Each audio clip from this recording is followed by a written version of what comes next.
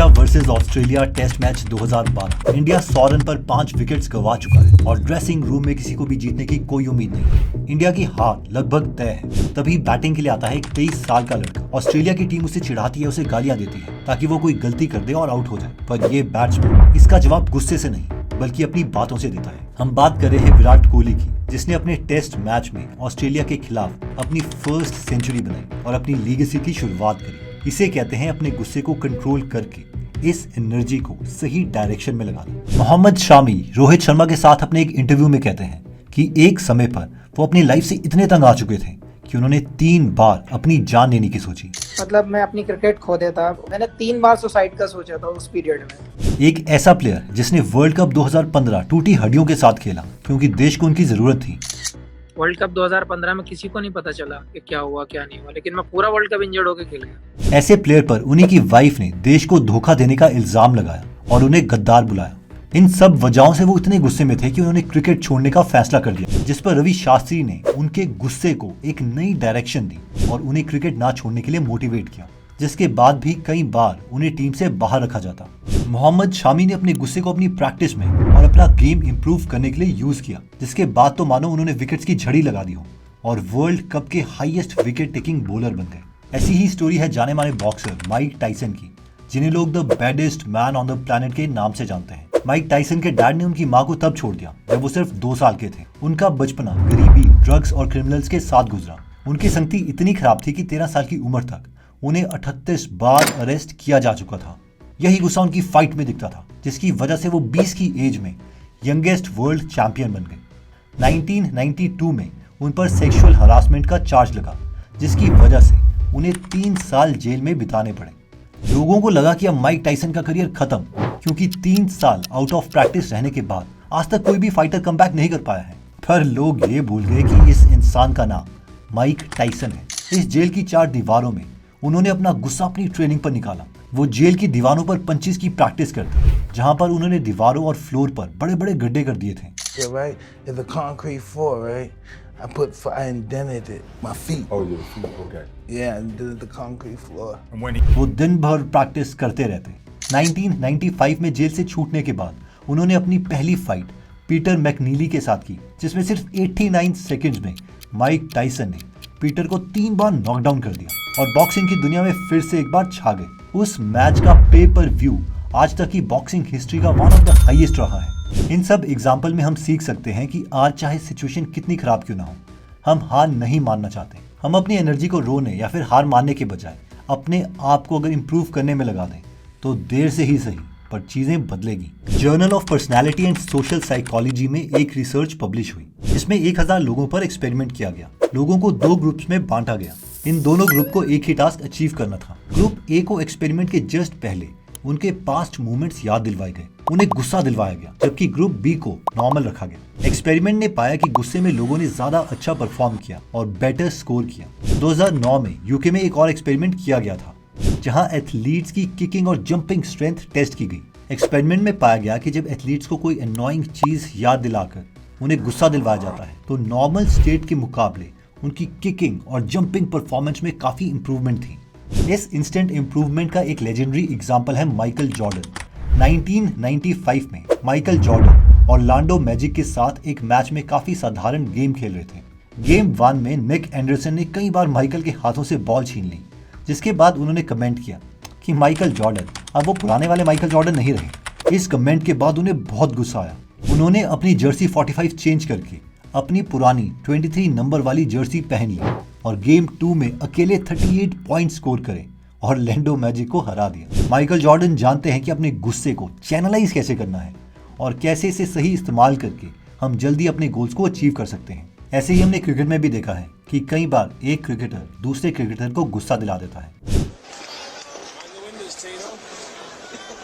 युवराज के 6 बॉल पर 6 छक्के भी गुस्से की वजह से ही थे। देखिए, गुस्सा एक्चुअली हमारी पर्सनैलिटी का ही एक पार्ट है। ये गुस्सा डिफाइन करता है कि हम है कौन, किन चीजों पर हम स्टैंड करते हैं, क्या चीजें मॉरली रॉन्ग हैं और हम किन चीजों के खिलाफ खड़े हो सकते हैं। एंगर यानी गुस्से के 3 मेन कैरेक्टरिस्टिक्स हैं, जिसको अगर हम यूज करना सीख गए तो ये हमें अपनी लाइफ में ग्रो करने और बेटर रिलेशनशिप बनाने में हेल्प करेंगे। सबसे पहला कैरेक्टरिस्टिक आता है कि anger brings change. 1956 summer Olympics Melbourne Australia. पूरे देश की निगाहें इंडियन एथलीट मिल्खा सिंह पर थी। देश को पूरी उम्मीद थी कि वो 400 मीटर के ट्रैक और फील्ड में देश का पहला ओलंपिक गोल्ड मेडल लाएंगे, पर मेलबर्न में वो अपनी गेम से इतना डिस्ट्रैक्ट हो गए कि मेडल तो दूर, ओलंपिक्स के लिए वो क्वालिफाई तक नहीं कर पाए। इस हार से उन्हें खुद पर बहुत गुस्सा आया। उन्होंने इस हार के दर्द को गुस्से में बदल दिया और फिर आया गुस्से का दूसरा कैरेक्टरिस्टिक, यानी anger kills fear. Milkha Singh ji कहते हैं कि उस हार के बाद उनमें बहुत बदलाव आया था। उन्होंने और टफ ट्रेनिंग फॉलो करना स्टार्ट कर दिया। वो कई बार रेत में टायर बांध के दौड़ते, इतना कि कई बार तो फील्ड में वो खून की उल्टियां कर देते। एक बार आप गिर जाओ बेहोश होके तो उस टाइम आप कहते हो पेट में दर्द है, सिर में दर्द है, बैक एक हो रही है। ऐसा ही गुस्सा उन्हें पार्टीशन की वजह से भी आया था, जहां बंटवारे के टाइम में पाकिस्तान से इंडिया आते आते उनके परिवार वालों को बेरहमी से मार दिया गया था। वो कहते हैं कि यही गुस्से को वो अपनी रेस में दिखाते और अपनी क्षमता से ज्यादा तेज भागते। इसी गुस्से और टफ ट्रेनिंग के बाद वो जो बन चुके थे वो 1956 वाले मिल्खा सिंह से काफी अलग थे। इसी से हमारा थर्ड कैरेक्टर आता है, यानी anger will push you to reach a deeper self. 1958 Commonwealth Games Cardiff Wales में सबकी नजर फिर एक बार मिल्खा सिंह पर थी। रेस शुरू हुई और मिल्खा सिंह दौड़े तो ऐसा दौड़े कि उन्होंने इतिहास रच दिया। आप इमेजिन करो कि आजाद भारत का पहला गोल्ड मेडल उस देश की रानी मिल्खा सिंह के गले में डाल रही है, जिसने हमारे देश पर 150 साल तक राज किया। लंदन न्यूज़पेपर के अंदर हिस्ट्री छपी, एक नंगे पांव दौड़ने वाला लड़का, गांव का रहने वाला लड़का, वो कैसे आके यहाँ पे कॉमनवेल्थ गेम्स के अंदर गोल्ड मेडल जीत गया। इससे हम ये देख सकते हैं कि हमारा एक्चुअल पोटेंशियल रियलाइज करने के लिए गुस्सा कितना इंपॉर्टेंट है। इसका एक और अमेजिंग एग्जांपल है इंडियन नेशनल आर्मी, जिसको सुभाष चंद्र बोस जी ने भारत को आजाद करने के लिए लीड किया था। आप सोचिए, एक आर्मी जिसके पास ना तो सही हथियार है और ना ही खाना, 40,000 की फौज अपने पुराने हथियारों के साथ बर्मा के जंगलों से गुजरती है। कई सोल्जर्स को मलेरिया, कॉलरा जैसी बीमारियां हो जाती हैं। जंगल से गुजरते हुए उनमें से काफी लोगों की वॉमिटिंग, डायरिया और डिहाइड्रेशन से मौतें हो जाती हैं। जंगल में इतना पानी भरा होता है कि जब सिपाही अपना पैर बाहर निकालते हैं तो उनके पैरों में और कपड़ों में खून चूसने वाली लीचेस लगी होती हैं। आप सोचिए कि ऐसी आर्मी जिसके पास कुछ नहीं है, वो सिर्फ इस वजह से आगे बढ़ पा रही है क्योंकि उनके मन में गुस्सा है अंग्रेजों के खिलाफ। यही गुस्सा उन्हें हर एक कदम पर आगे बढ़ने के लिए जज्बा दे रहा था और इन्हीं सेक्रीफाइसेस की वजह से आज सुभाष चंद्र बोस और INA का नाम इतना सम्मान से लिया जाता है। हमें से कई लोग गुस्से को चैनलाइज करने की जगह गुस्सा अंदर दबा लेते हैं। उन्हें लगता है गुस्सा एक्सप्रेस ना करने से सारी प्रॉब्लम सॉल्व हो जाएंगी, पर ऐसा नहीं है। Doctor Ernest Harburg university of Michigan school of public health में एंगर पर रिसर्च कर रहे हैं। उन्होंने पाया कि जो लोग अपने गुस्से को अंदर दबा कर रखते हैं और एक्सप्रेस नहीं करते, उनके हार्ट अटैक आने के चांसेस नॉर्मल लोगों से काफी ज्यादा हो जाते हैं। एग्जैक्टली ऐसे ही जब हम अपने इमोशंस प्रॉपर्ली एक्सप्रेस नहीं कर पाते तो हमें एंग्जाइटी और डिप्रेशन जैसी चीजें हो जाती हैं। साइकोलॉजी टुडे में छपे एक आर्टिकल में ऑथर डेविड की स्टोरी बताते हैं। डेविड एक एंग्जाइटी और डिप्रेशन के पेशेंट थे जिसकी कंडीशन बहुत सीरियस थी। इसका कारण भी उसके गुस्से और पास्ट में था। डेविड के पेरेंट ने उसके साथ कभी भी इमोशनली कोई कनेक्शन रखा ही नहीं, जिसकी वजह से डेविड के मन में उनके लिए बहुत गुस्सा था। ये चीज डेविड ने कभी अपने पेरेंट्स को नहीं कही, जिसकी वजह से ये गुस्सा एंग्जाइटी, गिल्ट और डिप्रेशन में बदल गया। डॉक्टर उसके एंगर को चैनलाइज करने के लिए डेविड को कहते हैं कि हर रोज जो भी तेरी लाइफ में गुजर रहा है उसे बस एक कॉपी में लिख दे, यानी उसका एक जर्नल बना। और इस जर्नलिंग की वजह से डेविड ने अपने एंगर हेल्दी मैनर में एक्सप्रेस करना स्टार्ट कर दिया है और उसके बहुत से इशू कम हो गए।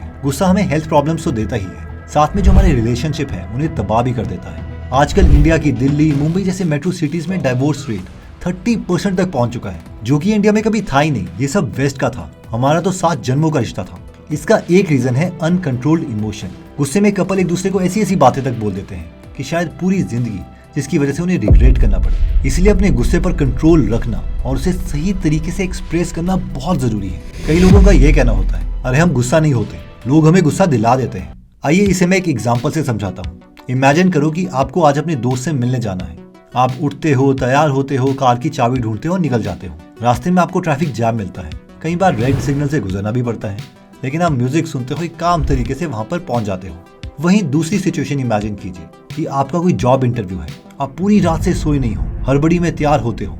जब आप कार की चाबी ढूंढने जाते हो तो आपको वो चाबी नहीं मिलती, लेकिन चाबी ढूंढकर आप जल्दी से अपनी कार में बैठते हो और आपको ट्रैफिक मिलता है। इस बार आप फ्रस्ट्रेट हो जाते हो। ट्रैफिक, सिग्नल्स, लोगों पर, सब पर आपको गुस्सा आ रहा है। इन दोनों केसेस में सिचुएशन ऑलमोस्ट सेम है, लेकिन हमारा रिस्पॉन्स अलग है। इन शॉर्ट, गुस्सा बाहर की चीजों से नहीं, हमारे अंदर से आता है। पर अब मेन सवाल यह आता है कि गुस्से को हम कंट्रोल करें कैसे। तो गुस्से को एनालाइज और चैनलाइज करने के लिए साइकोलॉजिस्ट एक टेक्निक बताते हैं जो कि CBT यानी कॉग्निटिव बिहेवियर थेरेपी में आती है। इस टेक्निक को कहा जाता है स्टार टेक्निक, जहाँ पर S का मतलब है stop and take a deep breath.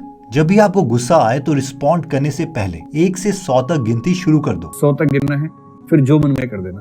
तेज गुस्सा है 1 2 3 4, अब जब तक 100 गिनता है गुस्सा खत्म हो जाता है।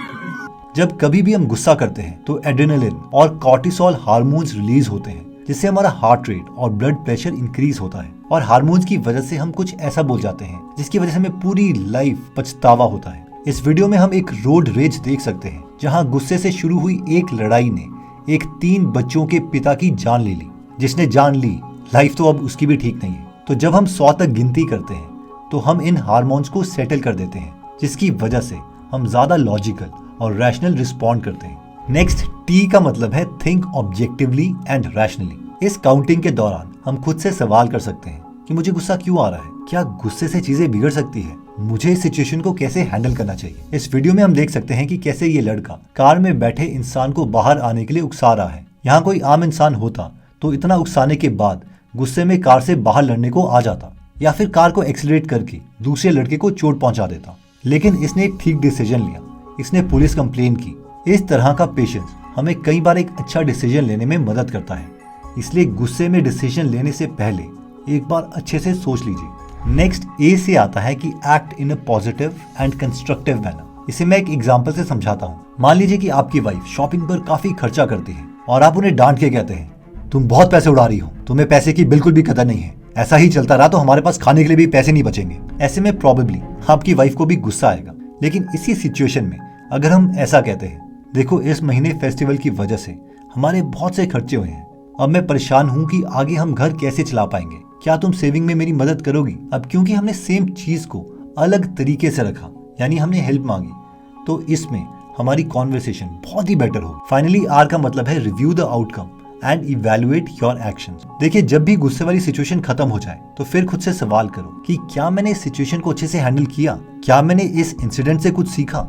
स्वामी विवेकानंद जी के लाइफ में एक बहुत ही इंटरेस्टिंग इंसिडेंट हुआ है, जिसमें वो बताते हैं कि एक बार वो मंदिर से घर वापस आ रहे थे तो रास्ते में बहुत सारे बंदरों ने उन्हें घेर लिया। बंदरों को लग रहा था कि शायद उनके पास कोई खाने की चीजें हैं। स्वामी जी इतने बंदरों को देखकर डर गए और वो भागने लग गए। लेकिन जितनी तेजी से वो भागते उतने ही ज्यादा बंदर उनके पीछे आ जाते। तभी भागते हुए उन्हें एक सन्यासी ने देखा और बोला, डरो मत और उनका सामना करो। स्वामी जी सुनते ही तुरंत पलट गए और बंदरों की तरफ बढ़ने लगे। बस तभी एक एक करके सारे बंदर वहां से भाग गए। इसी को शेयर करते हुए स्वामी जी कहते हैं कि डर का सामना करना सीखो। तुम जितना डर से डरोगे वो तुम्हें और ही डराएगा। वैसे स्वामी जी के ऊपर 2 इंटरेस्टिंग बुक लिखी गई है। पहला है कर्म योग, जो उन्होंने खुद लिखी है, और दूसरा है उनकी बायोग्राफी, जो कि दोनों बुक्स आप हिंदी में फ्री में गूगल ऐप में सुन सकते हैं।